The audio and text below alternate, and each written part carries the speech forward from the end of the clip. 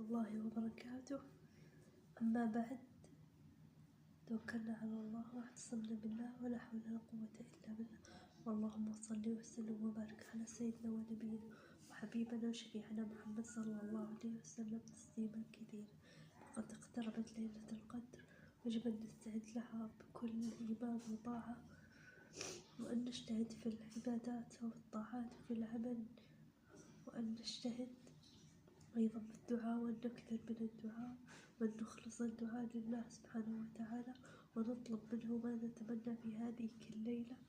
وأن نطلب بكل شيء نريد أن نكونه، أن نطلب من الله عز وجل، وأن نمنح الحب لذوينا ولأفرادنا، وأن ندعو الله كثيرا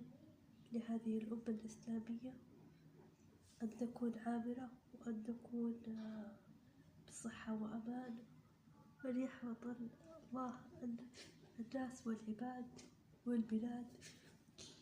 من الحروب وأن نكون متصالحين مع أنفسنا ومع ذواتنا، وأن نحسن الظن بالله، وأن نكون متيقنين بأن الله هو الناصر، وأن الله على كل شيء قدير، وأن الله هو المنعم على عباده، وهو الحكيم الخبير، وهو الودود الرحيم، وهو العطوف الودود.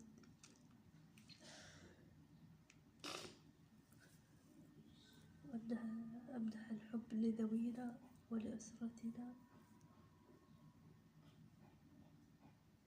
وأن نكون صادقين مع أنفسنا ومع ذواتنا، وأن نكون أفضل صورة من أنفسنا،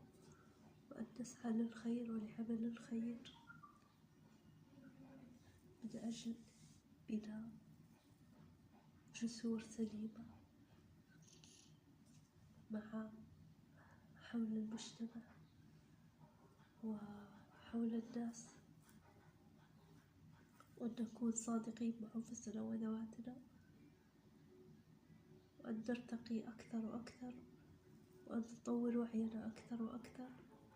باليقين، بالقرب من الله، بالدعاء، بالإخلاص لله سبحانه وتعالى، وبدعاء الله سبحانه وتعالى، والتوكل عليه، وعدم اليأس والقنوط من رحمة الله، وأن نكون صادقين ثم صادقين ثم صادقين مع أنفسنا قبل مع أي أحد،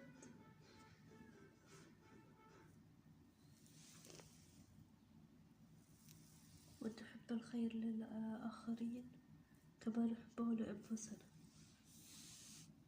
شكرا وجزاكم الله خيرا.